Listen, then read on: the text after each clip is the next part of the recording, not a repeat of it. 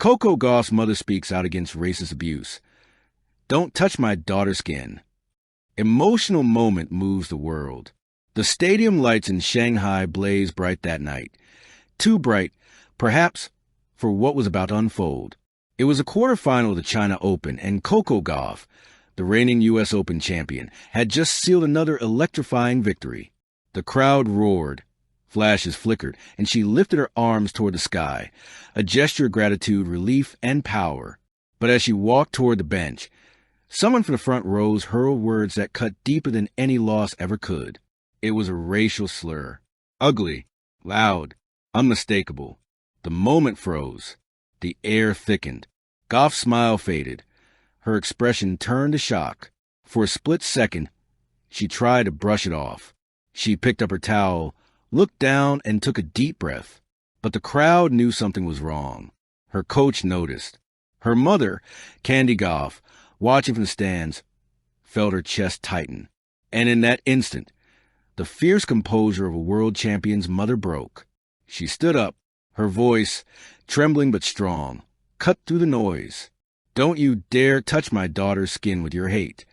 The crowd went silent. In a world too used to scrolling past pain, the moment hit like a thunderclap. The power of a mother's voice. Coco Gauff was not new to protecting her child from the spotlight's shadows. From the moment Coco burst into the tennis world at 15, she had seen it all. The admiration, the headlines, the pressure, and the thinly veiled racism that followed her daughter's every move. But this time it was raw, public, real. Security moved swiftly. The offender was removed from the arena. The tournament issued an immediate apology. Yet the damage had been done, not to Coco's body, but to something far more personal, her sense of safety. Candy walked down the stairs to the court, her eyes filled with both anger and heartbreak. Coco stood frozen, towel over her face, fighting back tears. When their eyes met, no words were needed. You don't need to say anything, her mother whispered, holding her hand. You've already said enough by being you. The cameras captured it all. The embrace, the emotion, the strength of two black women standing against centuries of hate. Within hours, the clip went viral. The headline spread like wildfire. Don't touch my daughter's skin. Coco Gauff's mother's emotional outburst inspires millions. The next morning, the world woke up to the image. A mother's hand over her daughter's shoulder, both faces heavy with emotion, but eyes steady with defiance. Twitter, Instagram, and TikTok flooded with messages of support. Athletes from all sports, Serena Williams, LeBron James, Lewis Hamilton, spoke out in solidarity. Serena tweeted, "Candy, your voice speaks for every mother who's ever had to protect her child from hate. We stand with you. We stand with Coco." LeBron added, "Power, grace, love." That's what the world saw last night. The WTA released an official statement condemning the incident. Sponsors pledged to increase awareness programs. Yet behind the media storm, the Gauff family stayed quiet for 48 hours. They weren't looking for sympathy. They were processing. Because beneath the headlines was something deeper. The reminder that no level of fame, success, or trophies could shield them from the color of their skin. Flashbacks of strength. To understand Candy's reaction, one must go back to Delray Beach, Florida, where the Gauff family story began. Before the bright lights and press conferences, there were long mornings, early drives, and endless belief. Candy, a former track and field athlete, and Corey, a former basketball player, raised Coco not just to win, but to withstand. Candy often told her, "Baby, you'll win some and you'll lose some, but you'll always walk with your head high. Because you're more than your game, you're your name." When Coco started climbing the ranks, whispers began early about her hair, her skin, her body language. People compared her not to her peers, but to Serena, as if there could only be one black girl in tennis at a time. Candy remembered the nights Coco would cry quietly after scrolling through comments. "Mom, why do they hate me for being me?" she once asked. "Because they fear you," Candy replied softly. And fear is loud when it's weak. That conversation years ago became the foundation of Coco's strength and the spark that ignited her mother's fire in Shanghai, the interview that moved the world. 2 days later, CNN aired an exclusive interview with Coco Gauff.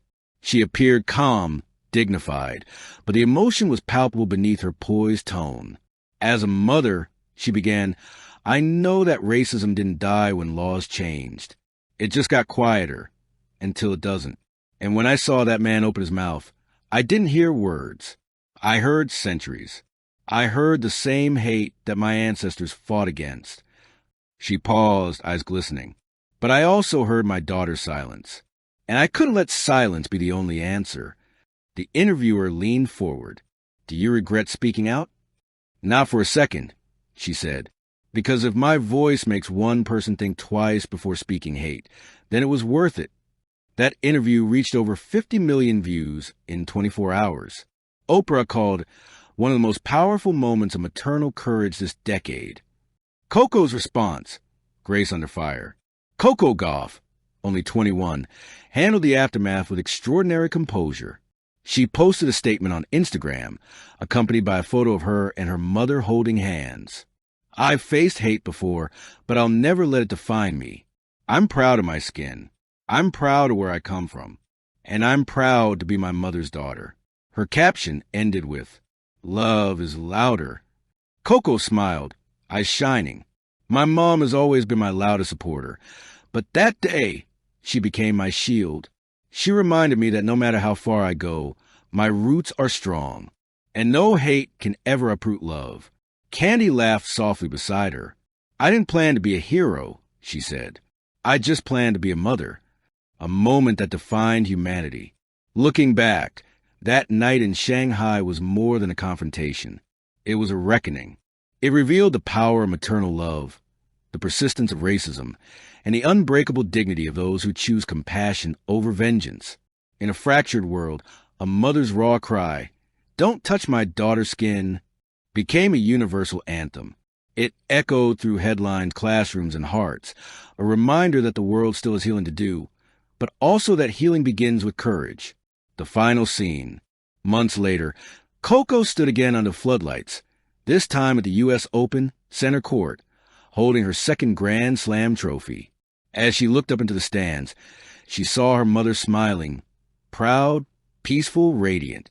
Coco raised her trophy and said, through tears, To my mom, thank you for being my voice when I couldn't speak. You didn't just defend me that night. You defended love itself. The crowd rose to their feet. Applause thundered. And somewhere deep in the sound of that standing ovation, you could almost hear the echo of one mother's timeless words. Don't touch my daughter's skin. Not in anger, but in protection, in love, in hope. Because love, fierce, unapologetic, and loud, will always be stronger than hate.